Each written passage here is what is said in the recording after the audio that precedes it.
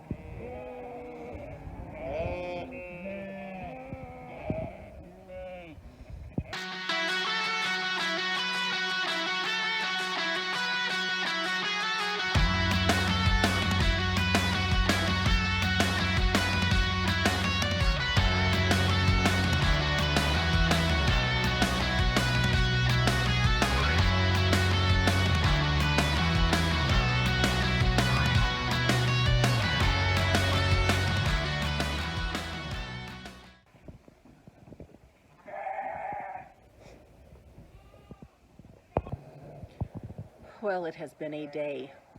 We made the last minute decision to go ahead and breed some sheep. So let's get this whole group out. Everybody that we're not breeding that's going back out on pasture. And then I'll show you what we've done. Hi guys. We have some fat mamas that are going to get drop lambs here. We are exactly 30 days from lambing as of today. So yeah, I'm kind of excited.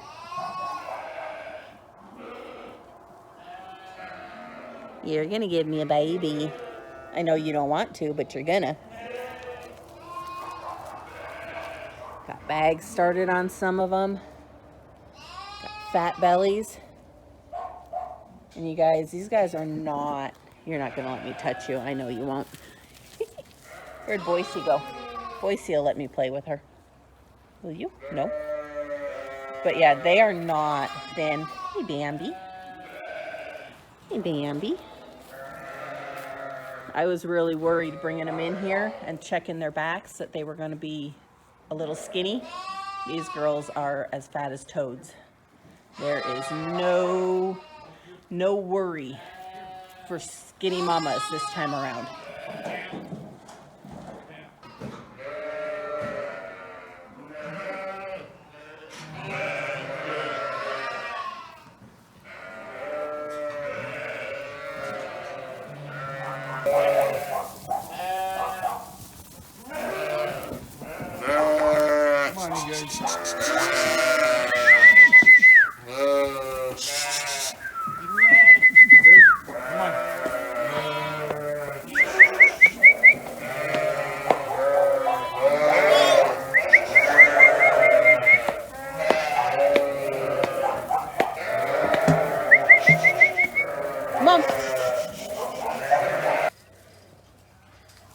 Marble.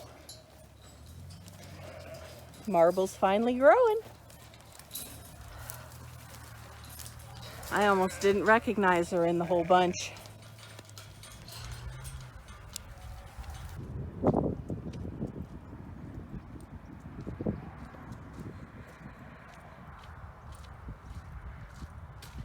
All right, he's gonna haul hay, which means it could get pretty loud in here.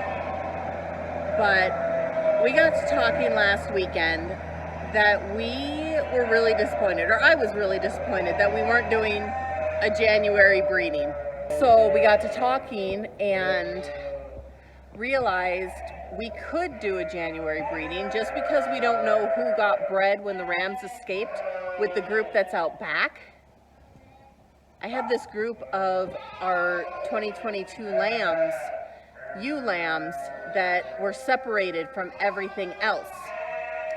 So we went ahead and brought them in, separated them out, and those are the ones we're going to breed. However, there is a tad bit of an issue.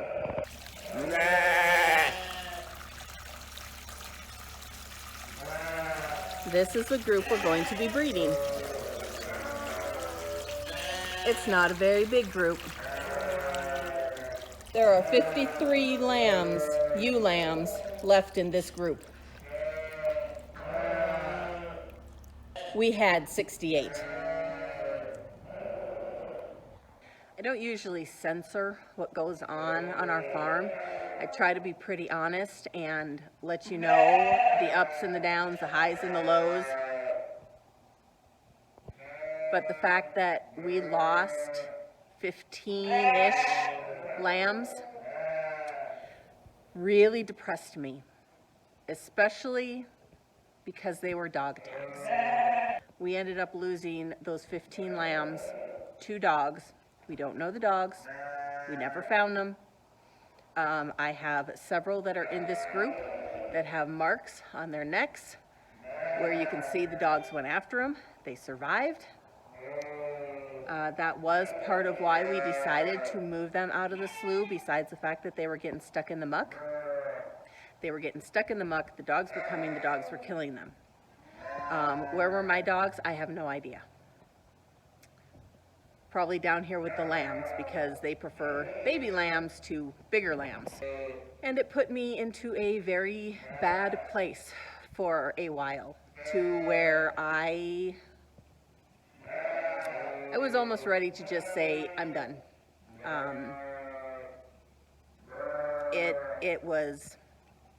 I had picked out the 65, 70 head that I wanted to keep for my own. And we had, sold the rest of them.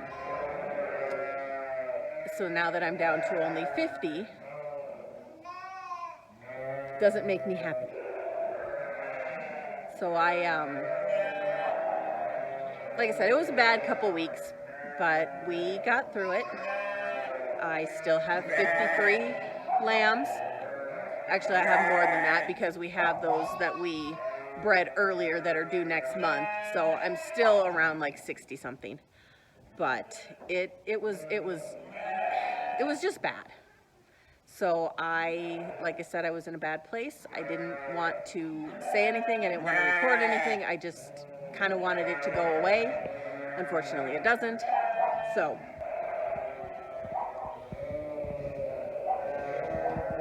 there is, besides not enough light down here, not quite enough headspace. So what we'll end up doing, tonight I just threw some in there for them so that they all had plenty to eat. But then tomorrow we will go ahead and open this section over here that we closed off, because we're going to put that automated water in here, and we didn't want to, this isn't open. We didn't want a baby falling into it. So we'll open this up and then tie up our bunks along here, and that'll give us a bunch more headspace. And we'll put the rams in tomorrow, because it's dark and it's been a long day. Okay, so tomorrow we will go ahead and put the rams in. We are going to put harnesses on the rams just so that I know that the ewes are covered. So I don't like what I call flock breeding, where you basically just throw a bunch of rams in with the ewes. I know people that do it and it works great for them. But for me, I prefer knowing exactly which rams are breeding which ewes so that I can keep a record in my sheep book. So for this group, we've already decided any of the lambs we're just selling. We're not keeping any of this group for us. I'm going to take 5, maybe 6 of my rams, put harnesses on them, and throw them in. I am going to try not to do a whole lot of inbreeding. You know, if it's a grandfather or a great-grandfather, I don't worry quite as much as I do if it's a dad or a brother. I try to like really pay attention to my lines. So I will, when we get to the house tonight, after we finish everything, I'm going to go ahead and take the group that I have and look through their pedigree and then find rams just in case there's like an exceptional ewe lamb. I'm going to go ahead and find the rams that I can put in that aren't closely related. There's going to be crossover. There's nothing I can do about it. My new rams are not quite old enough to be able to put in, but I do have, I have plenty of rams. It's not like I'm short on rams that I don't have anything to put in with them. It's just a matter of finding the right ones. So I'm going to go feed Hopscotch, and then he is finishing up hay, and then I think we're going to call it a night, and we'll see you back here tomorrow. Hopscotch! Come here, Hopscotch! She might have got tired of waiting on me. Hopscotch! Come here! Come on. Good girl.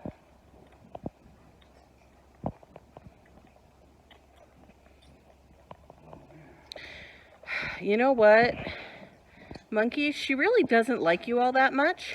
Come over here and bug me.